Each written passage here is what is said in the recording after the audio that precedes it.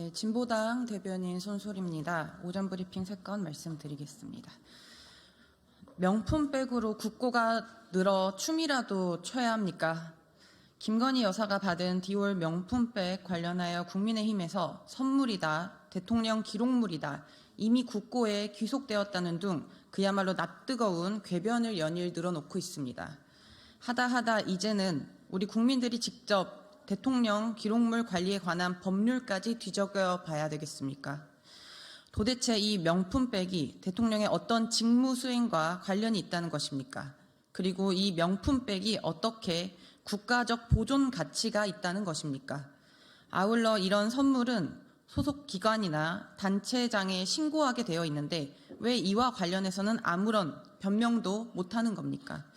안 그래도 연일 펑펑 쏟아내는 부자 감세로 사상 최악의 세수 펑크에 나라 곳간이 텅 비어 있는데 수백만 원의 국고가 늘었으니 우리 국민들이 박수라도 쳐드려야 한다는 것입니까? 2200달러 디올 핸드백이 한국 여당을 뒤흔들다. 미국 월스트리트 저널 기사의 제목입니다. 그토록 좋아하는 미국 언론에도 등장하셨으니 윤석열 대통령은 신이 날지 몰라도 우리 국민들의 마음은 부끄러움과 분노로 새까맣게 타들어가고 있습니다. 최근 여론조사 결과에서도 무려 69% 절대 다수의 국민이 대통령의 입장 표명이 필요하다고 요구했습니다. 국민은 늘 무조건 옳다, 어떤 비판에도 변명을 해서는 안 된다. 대통령이 본인의 입으로 한 말입니다. 무조건 옳은 우리 국민들의 명령에 즉각 답하십시오. 네, 두 번째 브리핑입니다. 판결로 인정된 원청 교섭 의무, 이래도 노란봉투법이 위헌입니까? 어제 서울고등법원은 CJ 대한통운이 택배 노동조합과 단체 교섭해야 한다는 판결을 냈습니다. 그간 하청에 책임을 떠넘기고 단체 교섭을 거부해온 원청의 꼼수를 바로 잡은 것입니다. 진짜 사장이 나오는 게 상식이 되어야 합니다. 노동자들에게 실질적인 사용자로 영향력을 끼친 원청의 교섭 의무를 확인한 이번 판결을 환영합니다. 택배 노동자들이 겪는 긴 노동시간, 분류 인력 투입 문제 등과 같은 어려움을 하청 대리점에서 어떻게 해결할 수 있겠습니까? 원청에 종속되어 있는 하청에서는 노동자들이 겪는 문제를 알아도 해결할 수 없습니다.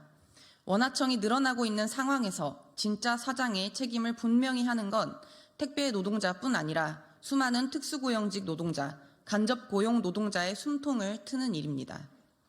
원청의 책임, 판결로 법적 인정됐습니다. 법원의 판결 취지는 노란봉투법 법안 취지와 정확하게 일치합니다. 이런데도 노란봉투법이 위헌입니까? 위헌 소지가 있다며 노란봉투법을 거부한 대통령실의 주장이 틀렸다는 게 이번 판결로 확인됐습니다. 노란봉투법 제2법이 상식이고 더 이상 대통령에겐 이를 거부할 권한이 없습니다. 네, 마지막 브리핑 말씀드리겠습니다. 우리 장애인 동료 시민은 여전히 무참한 발길질에 놓여 있습니다. 장애인 권리 보장을 외치는 유진우 활동가에 대한 구속영장이 기각되었습니다. 다행스러운 일이지만 언제까지 이 끔찍하게 무한 반복되는 국가 폭력을 지켜봐야겠습니까? 공교롭게도 유진우 활동가가 연행된 날은 오이도역 리프트 추락 참사 23주기가 되는 날이었습니다. 유진우 활동가는 동대문 역사에서 해화역으로 이동하기 위해 지하철을 타려는 도중 보안관에 밀려 휠체어에서 떨어졌습니다. 기어서라도 탑승하려 했지만 보안관의 발길질에 입술이 터져 피가 흘렀습니다. 자신의 몸을 지키고자 한 너무나도 당연한 저항에 경찰은 폭력을 행사했다며 강제 연행했고 구속영장까지 청구한 것입니다. 국민을 위해 존재해야 할 힘이 거꾸로 국민을 억압하고 위해를 가하는 이 비참한 현실을 두고 과연 공권력이라고 부를 수 있겠습니까? 장애인 활동가들은 오늘도 해화역 승강장에서 517일차 출근길 선전전에 나섰습니다. 진보당은 우리의 동료 시민들과 끝까지 함께할 것입니다. 네, 이상 마치겠습니다. 감사합니다.